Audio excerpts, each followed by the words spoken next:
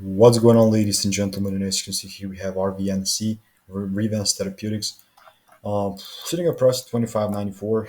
We can see this thing actually. So from here, I was a little bit bearish, then continue to be bullish. It does seem like on this thing, I'm definitely bullish. I don't see the reason why. Maybe it was because of this. But overall, just keep in mind, you know what? I'm going to do everything right here. I think that the only reason I'm bullish is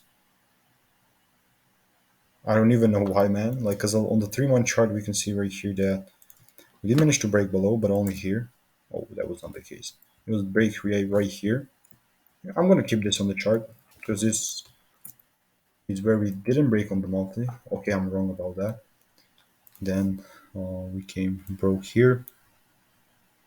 Did something there. Now, technically looking for these lows right there. I don't know why I was bullish. We have this little supply area. Actually, this was all that we tapped in here. So this is the valid one, somewhere around there. We mitigated that. We came back up eventually one more time. And because on the weekly we're still coming from this low, so I think that we may just deliver a little bit lower than that, or maybe come even higher. But this is my prediction for right now. Nothing